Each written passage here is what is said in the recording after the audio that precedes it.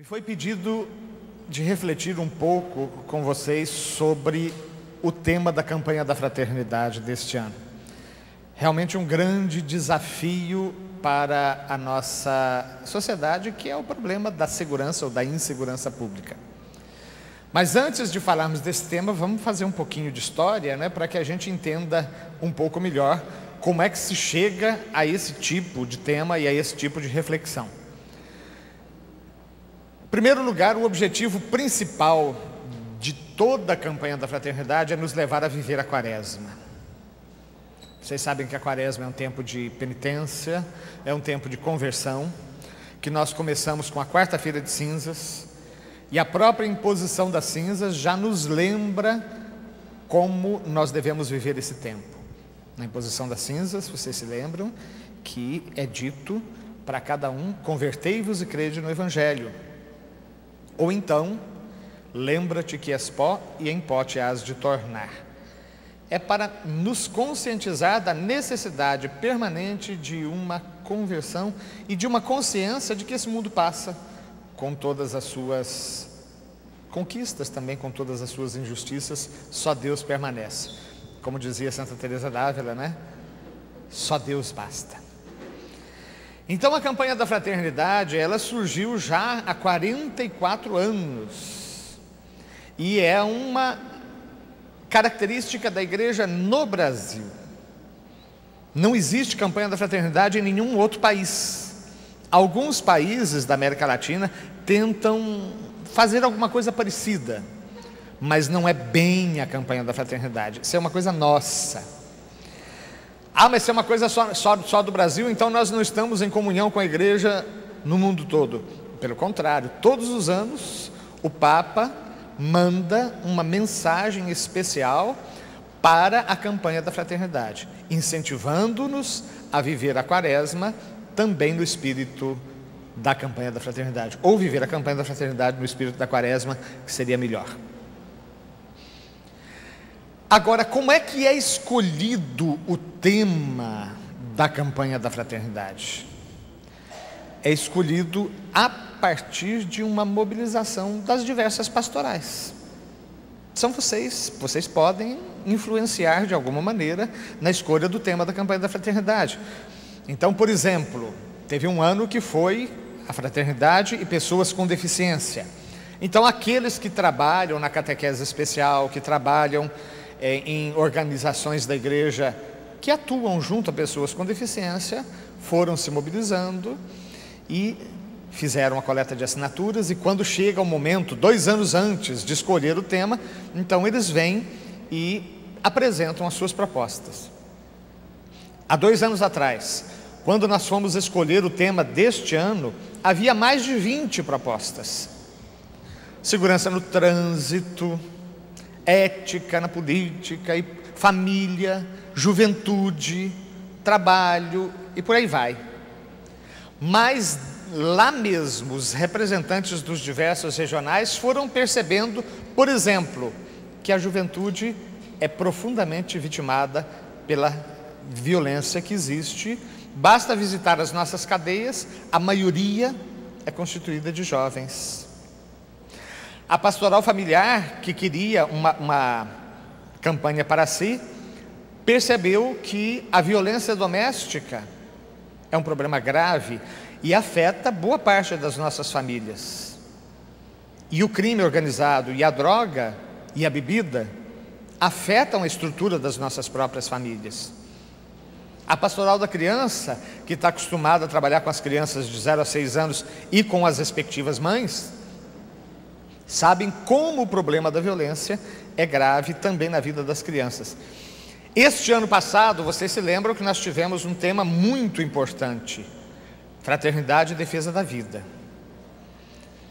Existem mais de 30 projetos de lei no Congresso Nacional que interessam a questão da vida e da família. Nós lá na CNBB temos que ficar sempre de olho para ver se não vai haver uma aprovação de algum projeto na calada da noite e de repente a gente acorda no dia seguinte com alguma lei que vai contra a dignidade da família e a dignidade da vida. Vocês sabem que tem um projeto que desde 1993 aliás, 91, 3 anos depois da Constituição, já estava querendo legalizar o aborto no Brasil. E o pessoal não desiste. Entra ano, sai ano, a gente luta, derruba o projeto, eles vão lá, coloca de novo, derruba, e vai lá, coloca de novo. Você tem que estar sempre numa vigilância permanente. É uma forma de violência. Violência contra a criança, contra o bebê ainda no ventre da mãe, e uma violência contra a própria gestante. Existem projetos de lei que querem regularizar a eutanásia. Vocês sabem que tem países no mundo aonde os velhinhos estão fugindo. Eles se mudam para outros países com medo de serem assassinados. Então, todo mundo começou a perceber que o problema da violência e da segurança pública dizia respeito a praticamente todos os brasileiros e brasileiras. Aliás, quando nós tivemos a 5ª conferência, aqui em Aparecida, na presença do Papa Bento XVI, que fez a abertura e pronunciou um discurso muito bonito, que depois ditou toda a sequência dos trabalhos na conferência, nós constatamos que o problema da violência, da corrupção e da droga não é só no Brasil que tem, não. Todos os países da América Latina praticamente são desafiados por essas chagas.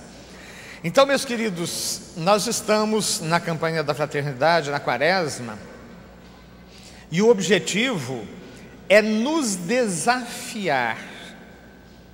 Claro, nos conscientizar a todos, mas nos desafiar na luta pela construção do reino de Deus. O Papa Paulo VI tinha uma expressão que eu acho muito bonita e muito feliz.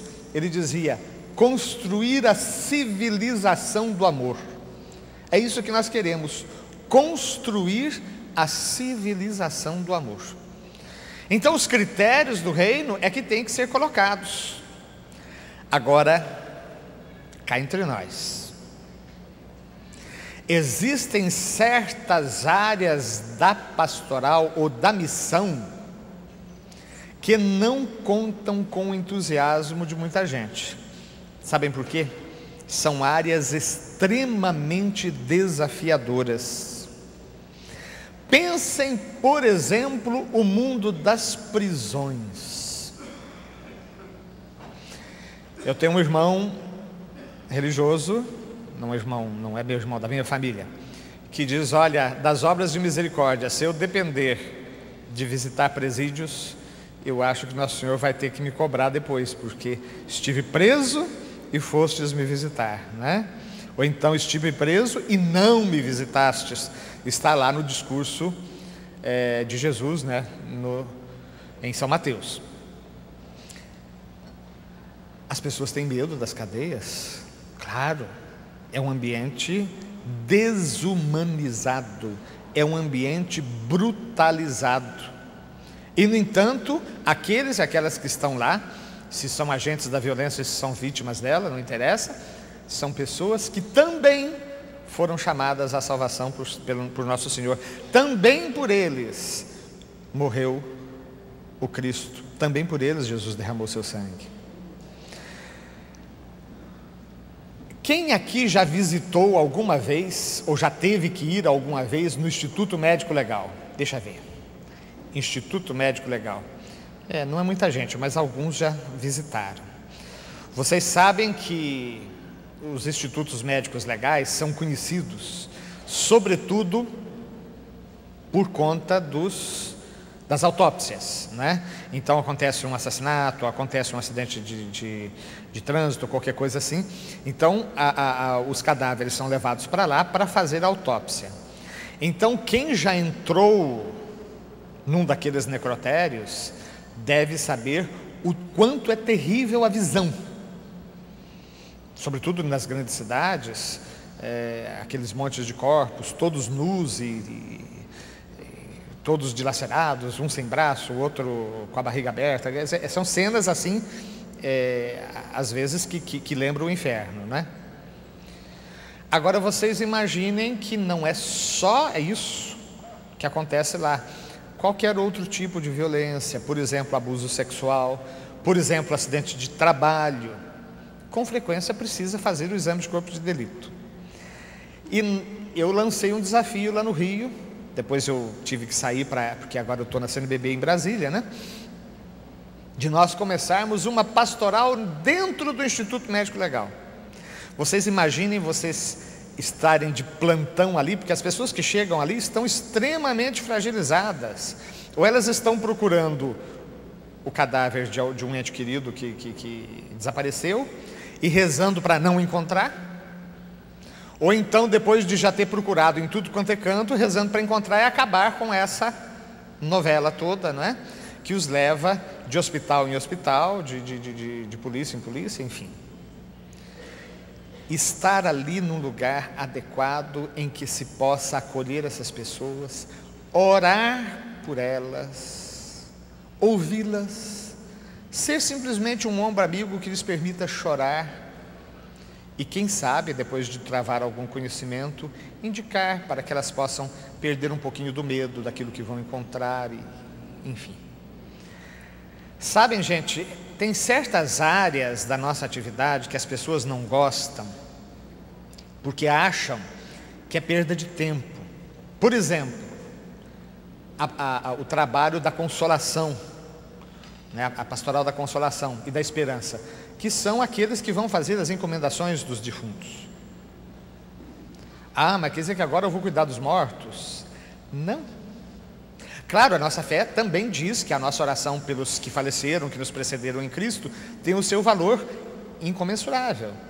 Mas, naquele momento em que uma mãe perdeu o seu filho, em que alguém perdeu o seu ente querido, e você, com a palavra do Evangelho, a palavra da vida, apresenta propostas de esperança, mostrando que a vida não termina ali, mas que o Senhor ressuscitou e somos mais que vencedores, graças àquele que nos amou por primeiro e nos amou até o fim.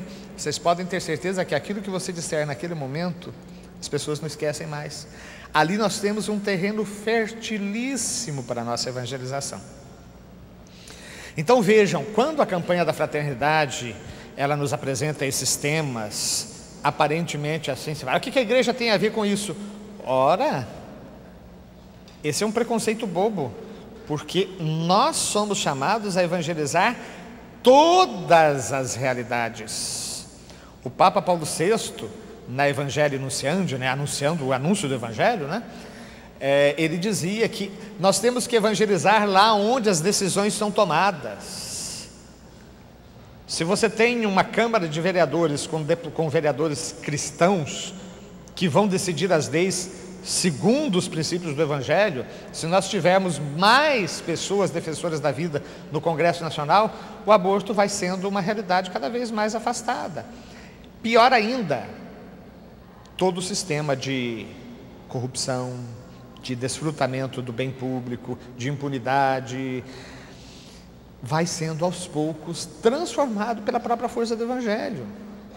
Então, se nós não nos preocupamos também com essas realidades, nós estamos nos omitindo. Então, dito isso, vamos falar um pouquinho agora sobre a campanha da fraternidade propriamente dita deste ano. Fraternidade e Segurança Pública. Nós temos este livrinho que é o texto base. Não é o único que foi produzido. Existem subsídios, por exemplo, para círculos bíblicos, para encontro com as famílias, para encontro com as crianças, para catequese, para celebrações penitenciais, vias sacras, músicas e muito mais, né? Então, os objetivos desta campanha especificamente seriam, em primeiro lugar, desenvolver a capacidade de reconhecer a violência pessoal e social para construir uma cultura da paz. Nós estamos acostumados com as manchetes dos jornais que falam da violência do crime organizado. Vocês se lembram que há uns anos atrás nós tivemos o plebiscito do desarmamento? Eu me lembro que quando aconteceu aquela chacina de Nova Iguaçu e Queimados, em que mais de 33 pessoas foram mortas de uma vez. Então a Diocese de Nova Iguaçu fez uma caminhada saindo da catedral e indo para uma praça no centro da cidade, em homenagem às vítimas e também pedindo paz, o fim da violência. E naquela ocasião, eu perguntava: quantas pessoas precisam morrer para que a gente se mexa, para que a gente se mobilize? Porque todos os dias, chacinas desse tipo acontecem em diversos pontos do Brasil. Morrem 5 num dia, 3 no outro, 20 no outro, e a gente passa e começa a se acostumar com esse tipo de situação. Lá, como morreram 33 de uma vez, então saímos. A doutora Zilda, fundadora da Pastoral da Criança, tem uma reflexão muito interessante. Se caísse um avião com 300 crianças dentro, aquilo ia ser uma comoção mundial. O mundo inteiro iria ficar chocado pelo acidente que matou 300 crianças. O problema é que no Brasil 300 crianças morrem praticamente todos os dias de fome, de violência, de exploração, de falta de atendimento de saúde, e a gente está nem aí. A gente não percebe que essas coisas acontecem. Então, a campanha da fraternidade quer nos levar a reconhecer as situações de violência e de injustiça, inclusive na nossa própria vida pessoal. Querem ver uma coisa que nós conhecemos muito de perto? Sabem aonde acontece as maiores violências contra a mulher e a criança? Dentro das próprias casas. Dentro das próprias casas. Então, para combater esse tipo de violência, não vai ser mais policiamento, mais armas que vai resolver. O que vai resolver é a conversão do coração, é Deus agindo. Como é que é mesmo a palavra de São Paulo? Crê no Senhor Jesus e será salvo, tu e a tua família. Então a nossa tarefa é justamente estar atuando lá onde a violência existe. Ela pode estar acontecendo no vizinho, ela pode estar acontecendo na nossa rua, e ela pode estar acontecendo dentro da própria casa. Então, um primeiro objetivo é levar a gente a descobrir e reconhecer essa violência pessoal e social, buscando a cultura da paz.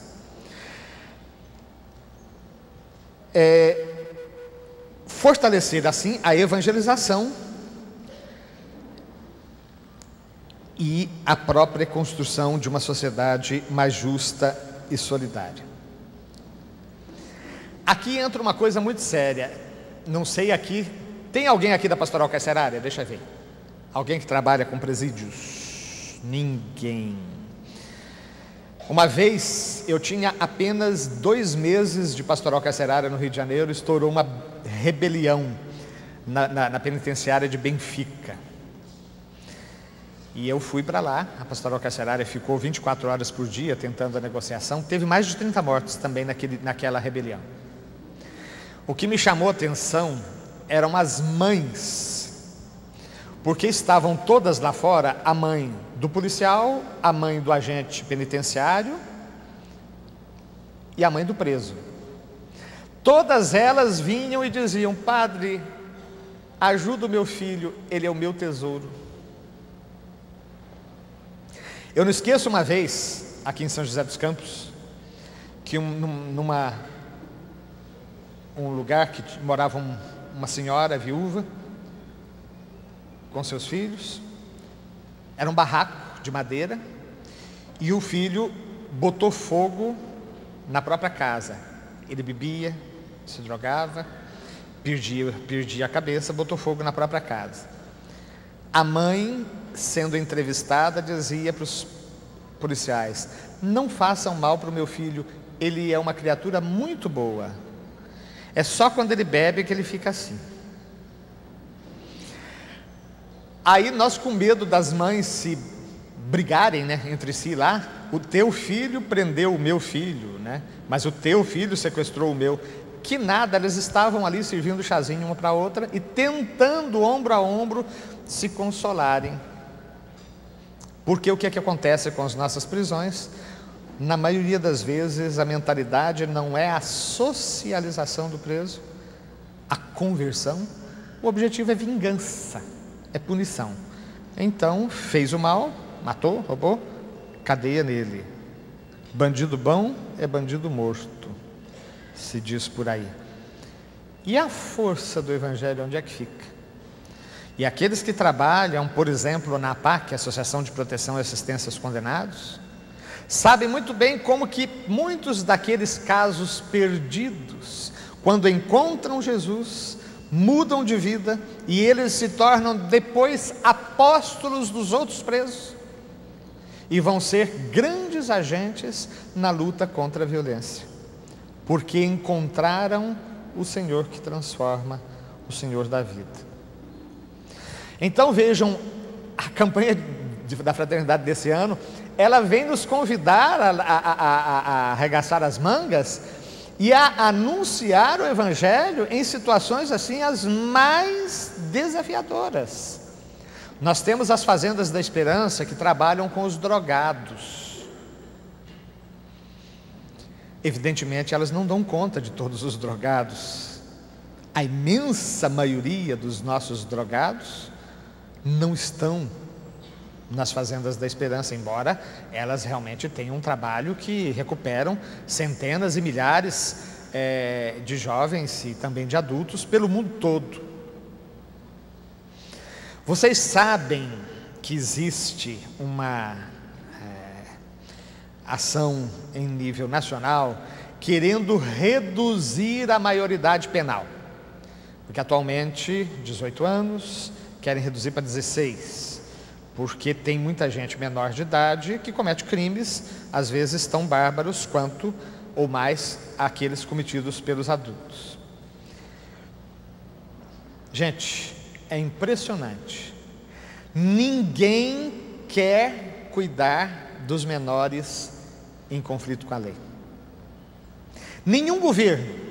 Você pega nos estados da federação, se conhecerem alguma exceção, me digam, eu não conheço. Não existe, inclusive, na estrutura dos próprios governos estaduais, um lugar fixo aonde o sistema de ações socioeducativas seja definido.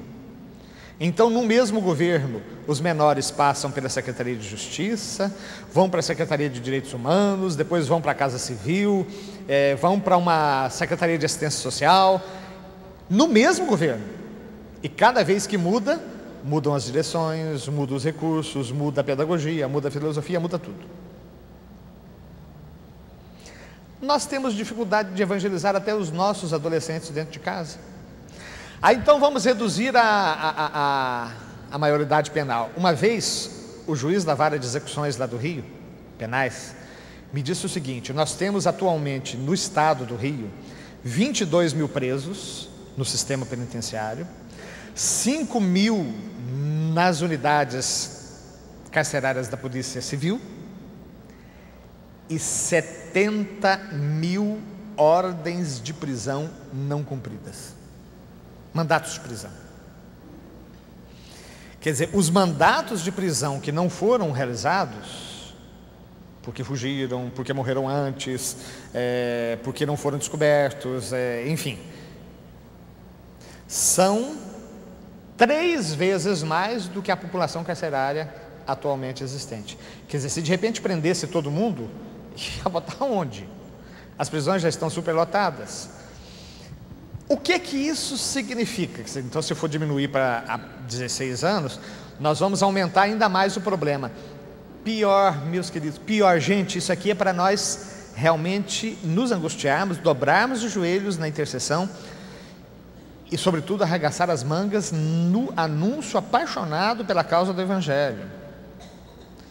Existem crianças de 12 anos internadas. Eu fui celebrar uma missa uma vez numa dessas unidades, missa de Páscoa.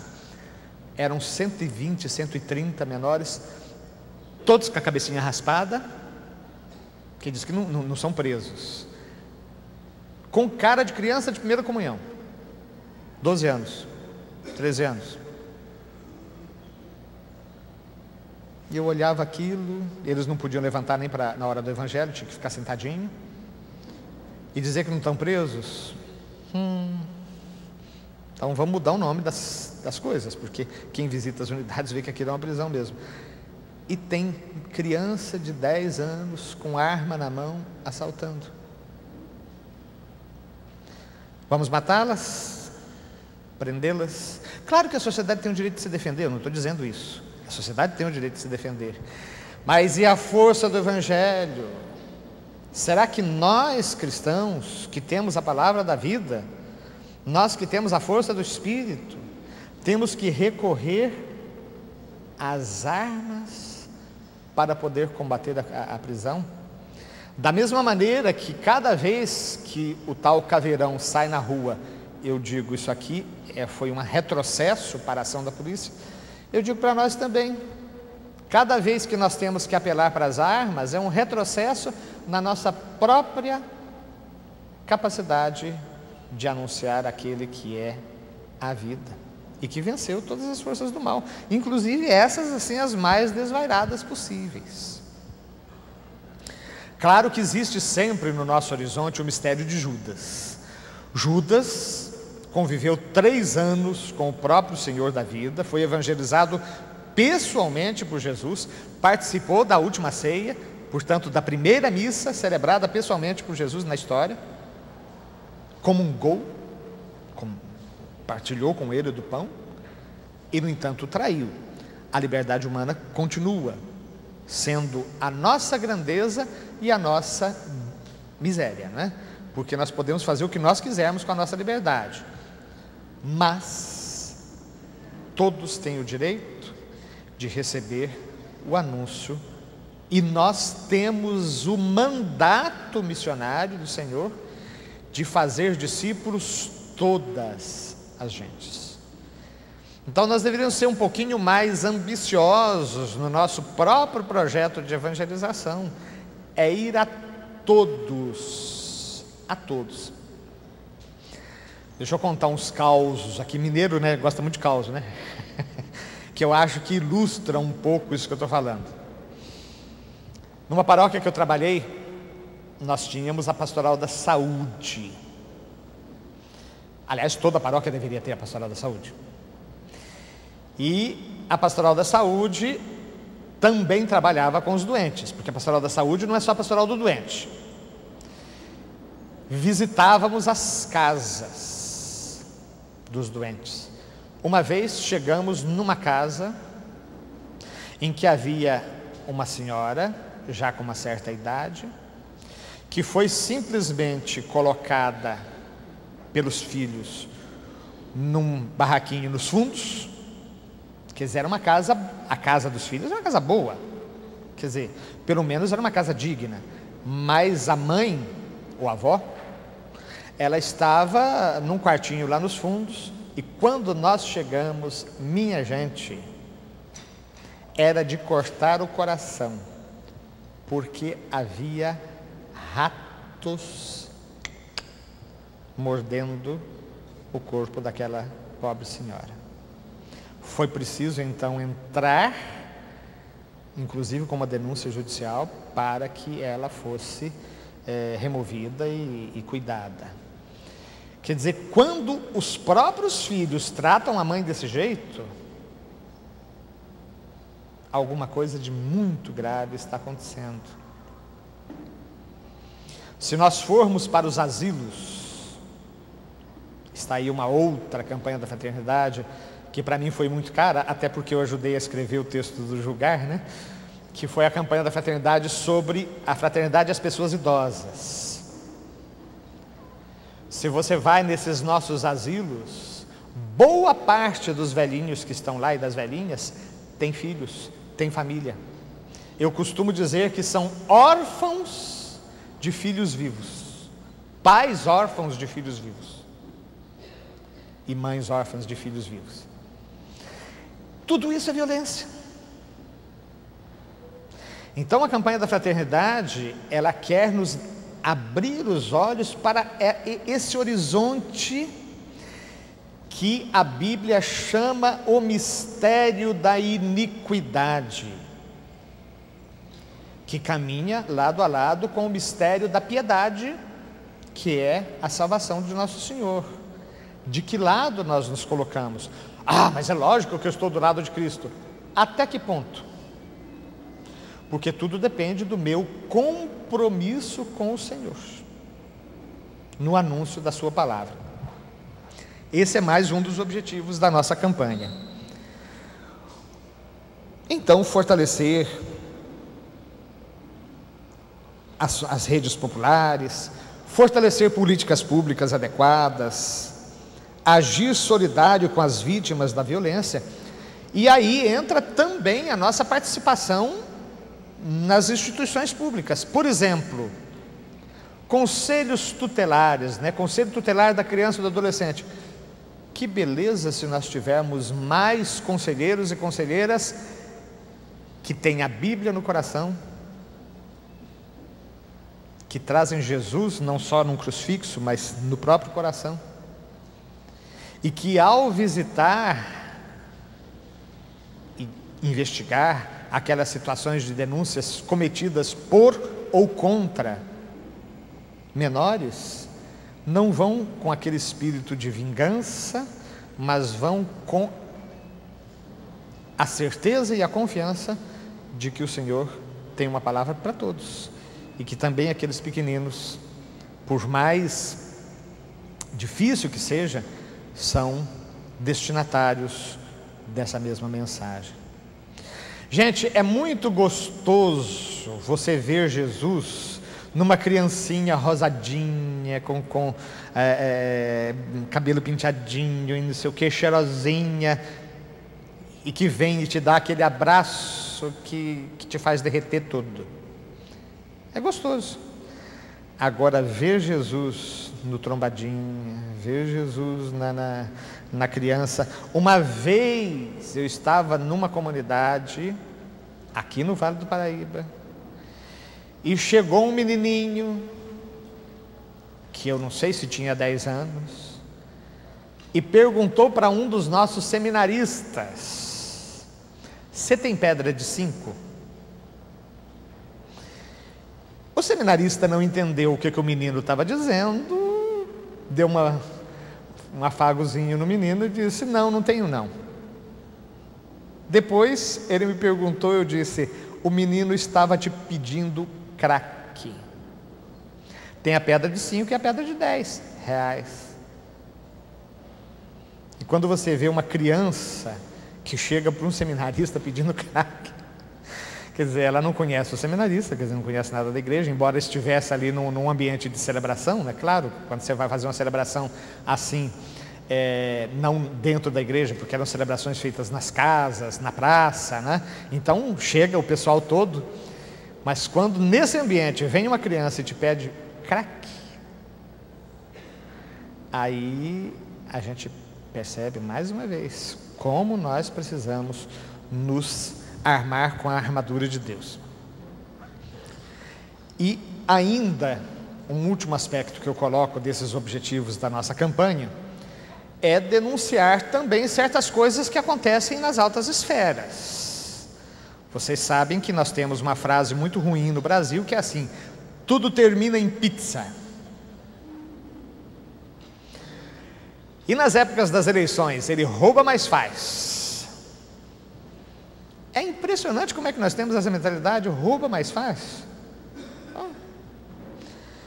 Então, nós queremos também denunciar a gravidade desses crimes contra a ética, os chamados crimes de colarinho branco, as impunidades, prisão especial. O que é prisão especial? Não existe prisão especial no Brasil. Existe uma lei que obriga certas pessoas, por exemplo, quem tem curso superior, a prisão especial. Como não existe prisão especial, normalmente as pessoas ficam presas em casa. Como é que é isso? Bom, então isso aqui foi só assim uma corrida de olhos. Vamos falar um pouquinho da questão do conflito. O conflito, ele existe no nosso dia a dia. Ele pode ter múltiplas causas. Por exemplo, conflitos interiores, Vocês sabem que tem gente que fica em briga consigo mesmo, né? Aliás, só abrindo um parênteses, vocês sabem qual que é o maior mandamento dos cristãos? Hein? Amar a Deus sobre todas as coisas. E o segundo? Amar ao próximo como a si mesmo. É não. É não. Quem foi que mandou amar o próximo como a si mesmo? Foi Jesus? Foi nada. Foi Moisés. Isso está lá no livro do Levítico. Amarás ao teu próximo e poderás odiar o teu inimigo. Moisés. O que Jesus fez? Juntou os dois mandamentos, dizendo para aquele escriba que lhe perguntava qual o maior mandamento da lei de Moisés, da lei antiga. O primeiro é esse: amarás o Senhor teu Deus com toda a tua força, com todo o teu entendimento, com todo o teu coração. E o segundo é semelhante a esse: amarás o teu próximo como a ti mesmo. Jesus juntou o amor a Deus e o amor ao próximo. São João vai ser muito claro: aquele que diz que ama a Deus a quem não vê e odeia seu irmão a quem vê é um mentiroso. Mentiroso. Só que tem gente que não se ama. Você sabe que tem gente que se odeia, né? Tem gente que vive de mal com a vida. Tem gente que chega de manhã, vai olhar no espelho, o espelho trinca de medo, né? Lá vem ele. Eu não sei se vocês já tiveram a oportunidade de conviver com pessoas que acorda assim de manhã, olha para você e já fala assim: que é?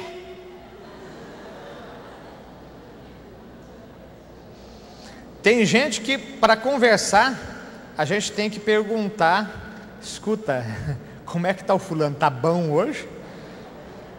Não chega perto hoje não, que hoje ele está cuspindo marimbondo. E muitas vezes é porque a própria pessoa não se aceita, não se perdoa. O que tem gente mal satisfeita: eu preferia ser mais alto, mais baixo, mais gordo, mais magro, mais loiro, mais moreno. As pessoas parecem que não estão satisfeitas com aquilo que são. A própria questão da tatuagem, será que é só um fato cultural? Boto aqui uma interrogação assim muito grande. Ou será que não é uma bela de uma insatisfação? Pode ser que seja simplesmente uma ondinha de alguém que vai na conversa dos outros. Isso é muito comum entre os jovens. Não vamos aqui ficar julgando as pessoas. Mas tem umas figurinhas que aparecem tão marcadas que está claro que aquilo manifesta que gostariam de ser diferentes, gostariam de ser outra coisa. E essa agressão, autoagressão, ela pode chegar inclusive ao suicídio. Então, quando fala assim, amar ao próximo como a si mesmo, eu digo: se é para me amar desse jeito, muito obrigado, não precisa não. Precisa não. E é por isso que na última ceia Jesus vai dar o novo mandamento: eu vos dou um novo mandamento, que vos ameis uns aos outros, assim como eu vos amei, disse o Senhor. Aqui é que está o grande mandamento do cristão: amai-vos uns aos outros como eu vos amei. O que Jesus faz? Ele tira do critério do amor o nosso coração, porque ele sabe que o nosso coração é muito incapaz às vezes de amar, e ele coloca o seu coração, e o coração de Jesus é capaz de levar a atos como a própria cruz. Então esse sim é o segundo e inseparável do primeiro grande mandamento que Jesus, aqui realmente autenticamente cristão, mandamento que Jesus nos deixou. E é imbuídos com esses mesmos sentimentos que nós vamos para o trabalho da evangelização. Então existe o conflito interior, que muitas vezes é levado pela falta de perdão a si mesmo ou a outro. Porque também vocês sabem que o perdão é o melhor remédio para os nossos conflitos interiores. Vocês sabem que a pessoa que não perdoa tem reumatismo, tem úlcera, tem enxaqueca, e mesmo certos tipos de doenças autoimunes, de certas doenças, até mesmo do próprio câncer, né? Podem ser somatizações de conflitos interiores. Então, a cura interior, o perdão, são fundamentais nesse processo. E aqui de novo Jesus, o grande exemplo. Pai, perdoai-lhes, porque eles não sabem o que fazem. Gente, aquela história de bater uma face e oferecer a outra, é uma beleza de falar, mas de fazer é complicadíssimo. Nós somos capazes de ações de amor. O grande problema são as reações de amor. Aqui o desafio é muito grande. É preciso ter muito autodomínio. Como aquela história de São Vicente de Paulo, pedindo esmola para os seus pobres, entra num bar lá e alguém se levanta, ele cospe na cara. Ele naturalmente se assusta, se limpa e diz: isso foi para mim. Para os meus pobres, o senhor tem alguma coisa? E aquela pessoa realmente veio a mudar a sua própria vida. É preciso ser homem ou mulher com todas as letras maiúsculas. Autodomínio, controle do espírito, o temperamento controlado pelo espírito, do contrário, não se faz. Então, o perdão, a não violência ativa, quer dizer, eu não opto pela violência. Isso não significa que eu me conformo com a injustiça. Eu não estou dizendo aqui que você não deva denunciar crimes, que você não deva ir na delegacia, não é nada disso. Temos que usar também as forças públicas e de segurança. O que eu estou dizendo é que nós precisamos ir além da justiça dos fariseus, como dizia o próprio Senhor, né? Agora, existem conflitos que são motivados por hierarquia de valores. Isso acontece até entre casais, né? Quantos casais entram em briga, dizem que é por incompatibilidade de gênios, né? Estão se separando por quê? Incompatibilidade de gênios. Às vezes é incompatibilidade de egoísmos, né? E não de gênios. Mas existem problemas de valores também ali. É muito comum quando se casam, por exemplo, pessoas de religiões diferentes, um quer converter o outro, fica uma queda de braços e a convivência nem sempre é pacífica. E existe um problema muito sério que é o fanatismo ideológico, fanatismo religioso. Isso o Senhor nunca fez, não. Chutaram a imagem de Nossa Senhora Aparecida na televisão.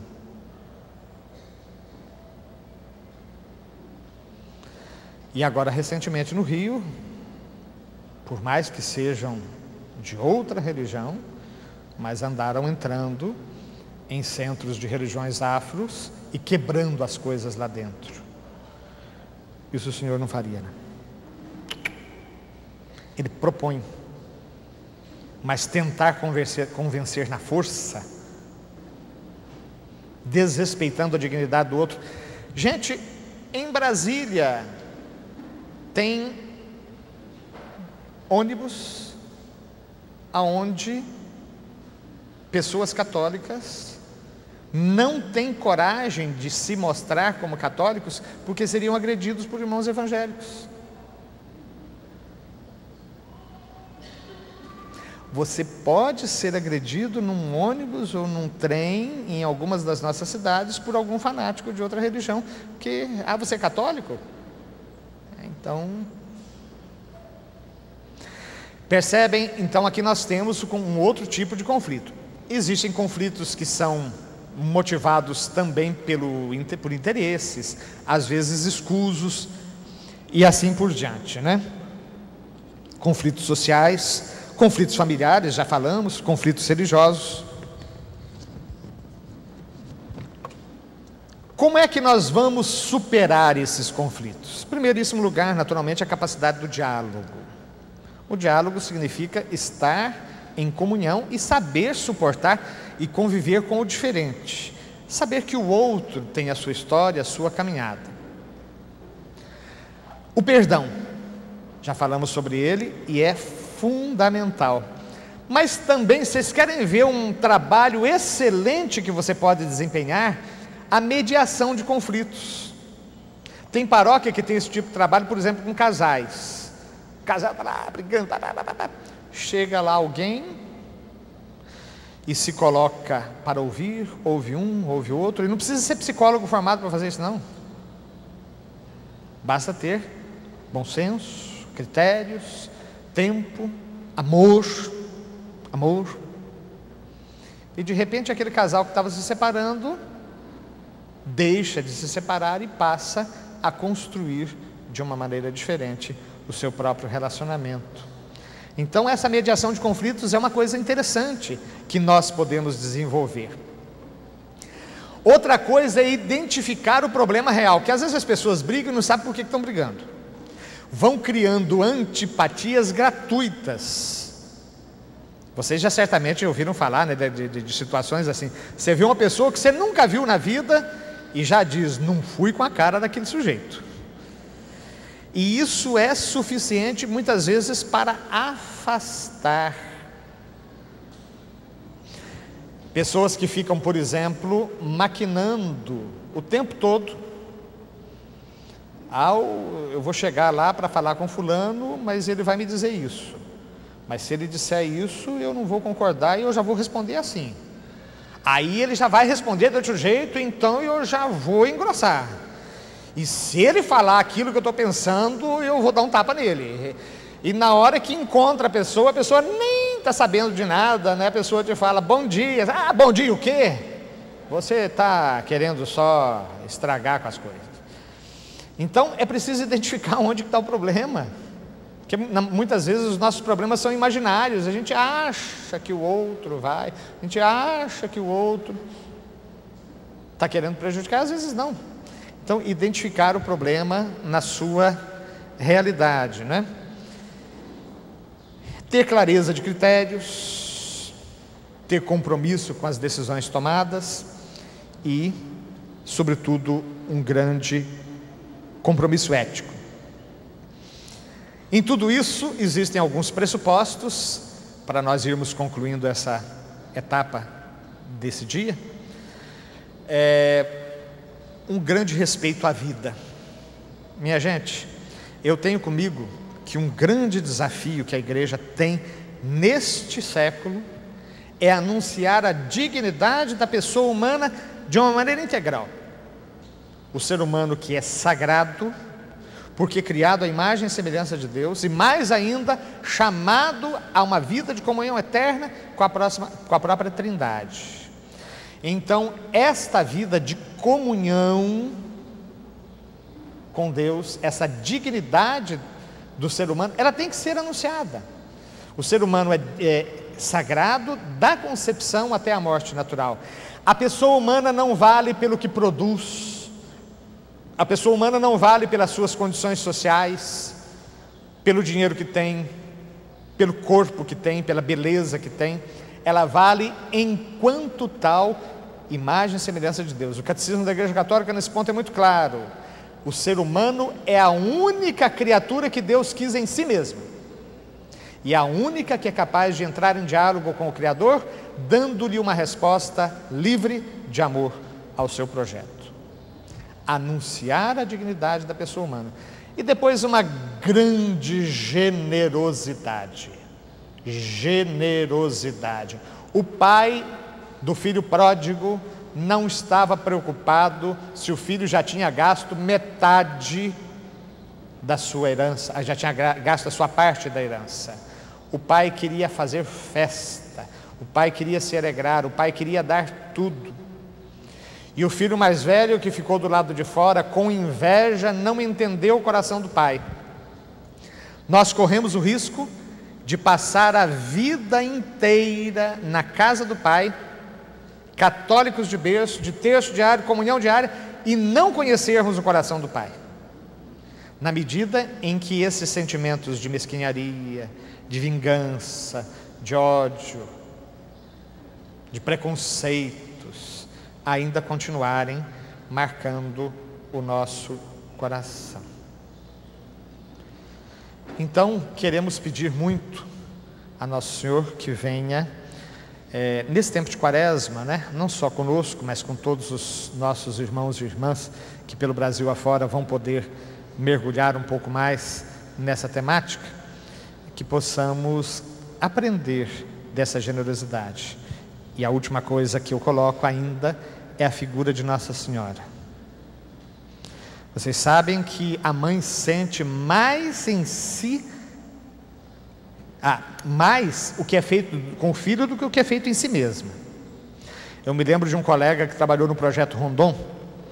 Então, um estagiário de medicina, estudante de medicina, lá no interior do Mato Grosso, encontraram lá um jovem que precisava de uma cirurgia nas costas e não havia possibilidade de anestesia nem nada. Ele fez simplesmente ali uma esterilização de alguma faca de cozinha bem amolada, alguma coisa por ali, usando álcool, e foi fazer a cirurgia. E a mãe é que segurou. Cada vez que o jovem tremia, a mãe tremia junto. Terminou, quem desmaiou foi a mãe. Com certeza doía no coração de Maria, que sangrava sem dúvida alguma aos pés da cruz, cada escárnio, cada chibatada, e depois cada batida dos martelos, dos pregos. E no entanto ela acompanhou cada palavra do seu filho fazendo as suas, e ela também se associou a ele quando ele disse: Pai, perdoai-lhes, porque eles não sabem o que fazem. Maria, a mulher que de pé aos pés da cruz oferecia o seu filho, que se oferecia por todos nós. Que ela nos inspire nessa caminhada na construção da cultura da paz e da civilização do amor. Amém. A gente olha às vezes o título da campanha e não sabe a abrangência. A gente olha a igreja e não sabe até onde ela foi. A gente vê os nossos pastores e não imagina o tamanho das suas preocupações. Então é bonito. Dom Dimas não foi fundo em nada, ele só começou a dar uma pincelada em tudo, todo o horizonte desta campanha. É muita coisa, é ou não é? Eu queria que você aplaudisse isso, a riqueza da nossa igreja.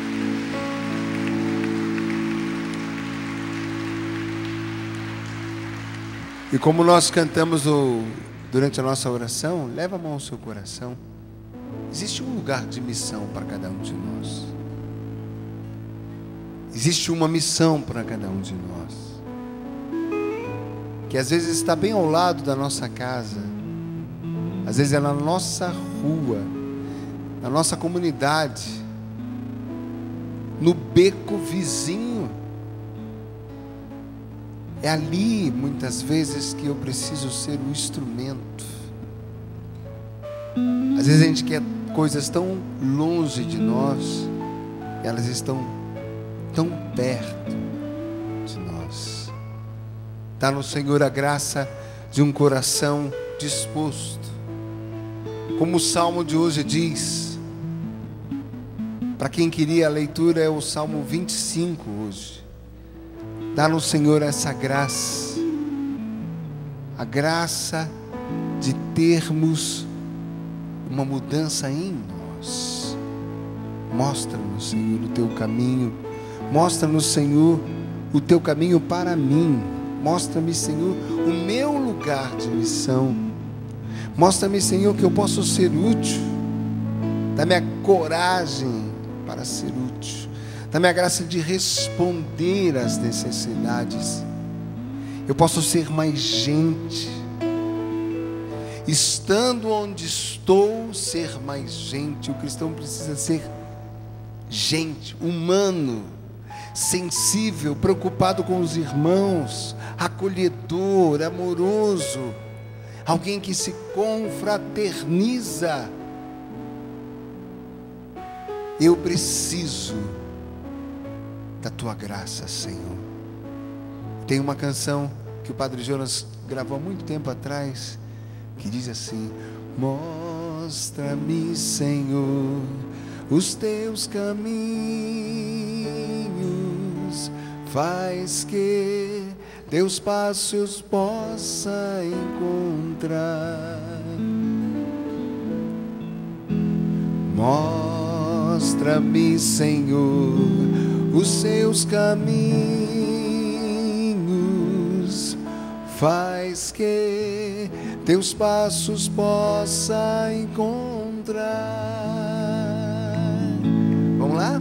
Diga: mostra-me, Senhor, os seus caminhos, faz que teus passos possa encontrar.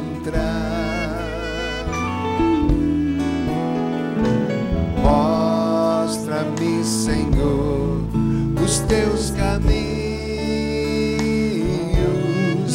faz que teus passos possa encontrar. Mais uma vez, peça, diga: mostra-me, Senhor, os teus caminhos, faz que teus passos possa encontrar.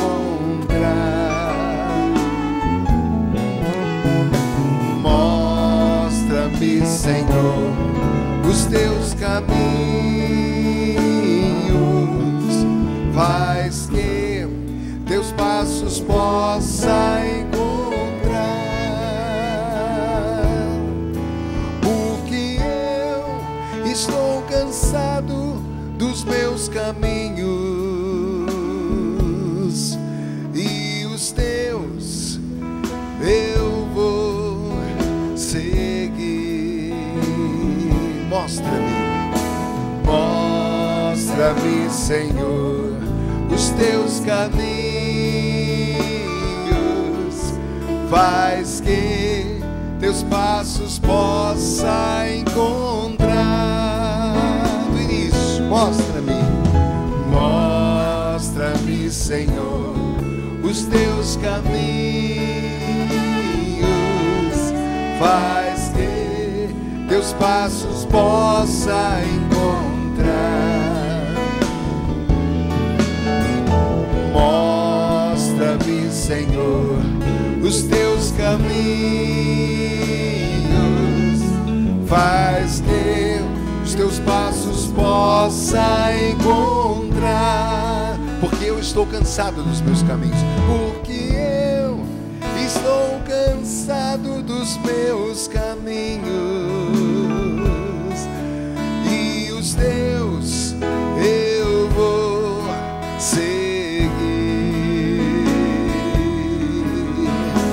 Mostra-me, Senhor, os teus caminhos, faz que teus passos possa encontrar. Levanta seus braços. Nesses dias, especialmente, nós podemos pedir ao Senhor que venha nos reafinar, fazer de nós de fato um instrumento da sua paz, nos colocar no nosso lugar de chamado. Nesse dia nós podemos pedir ao Senhor a graça de voltar de fato ao chamado original. O Senhor nos chama, e pode ser que você e eu tenhamos assim nos envolvido em tantas coisas, nós possamos ter nos envolvido em tantos chamados paralelos, pequenos, em tantas missões, e às vezes deixamos o que é essencial. Obrigado, Senhor, por esse chamado da igreja. Obrigado, Senhor, por essa conscientização. Obrigado, Senhor, porque o teu evangelho está vivo. Obrigado, Senhor, porque o desafio é grande. Eu preciso de coragem. Eu preciso do Teu Espírito Santo. Eu preciso, Senhor, ser audacioso como os apóstolos, como São Paulo. Senhor, eu preciso ir mais longe. Senhor, eu preciso ir além. Senhor, eu preciso retomar. E às vezes eu não preciso nem ir tão longe. Então, Senhor, mostra-me os Teus caminhos. Nesse dia que a Tua igreja coloca a liturgia, nos convidando a pedir, mostra-me Teus caminhos, corrige os meus passos. Nesse dia, Senhor, nós queremos fazer desse rema a palavra de ordem da nossa alma, na nossa intelectualidade, nos nossos sentimentos, em tudo que somos. Mostra-nos, mostra-me, mostra a cada um, Senhor, o que é o meu caminho, o que é o meu chamado, qual é o meu lugar. Dá-me, Senhor, a graça do Teu Espírito Santo. Ó Espírito Santo de Deus, vinde no nome de Jesus, lava-me por inteiro, lava a minha missão, lava-me na minha vocação, no meu papel de pai, de esposo, de filho, de irmão. Lava-me no meu papel na sociedade. Dá-me a graça, Senhor, de ser de fato útil, como eu rezei no início, eficaz. Eu preciso de Ti, da Tua graça. Mostra-me, Senhor. Cantemos. Mostra-me, Senhor, os Teus caminhos,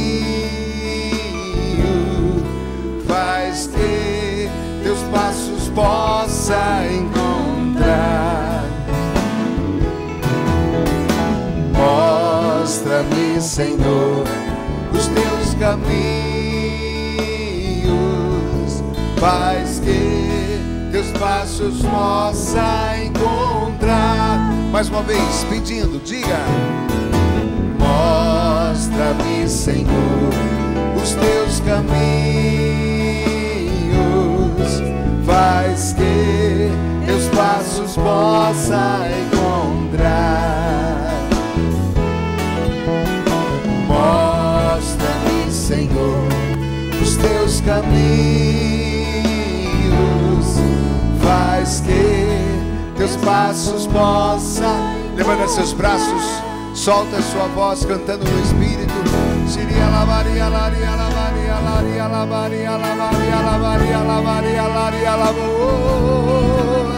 Um canto de esperança.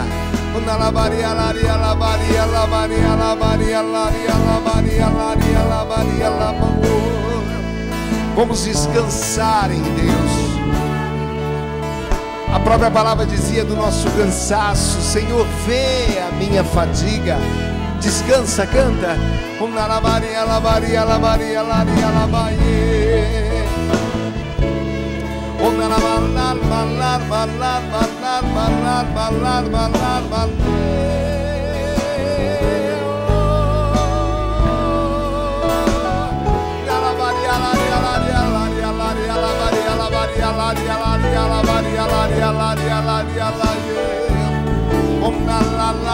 Vai orando, entregando o seu cansaço.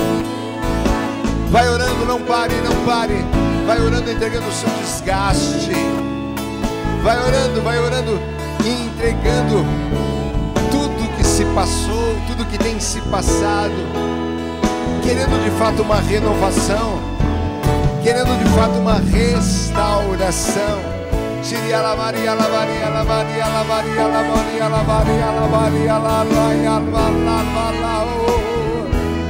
Sobre a nossa mentalidade, a graça de Deus.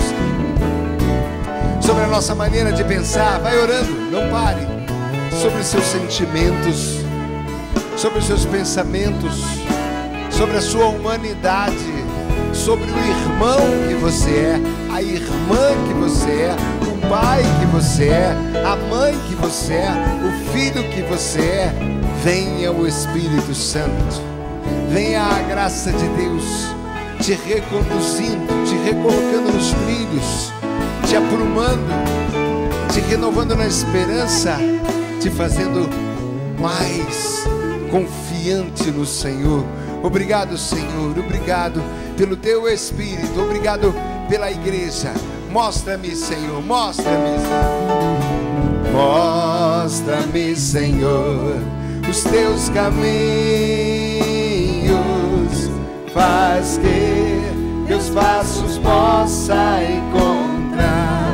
Mostra-me, Senhor, mostra-me, Senhor, os teus caminhos, faz que teus passos possa encontrar.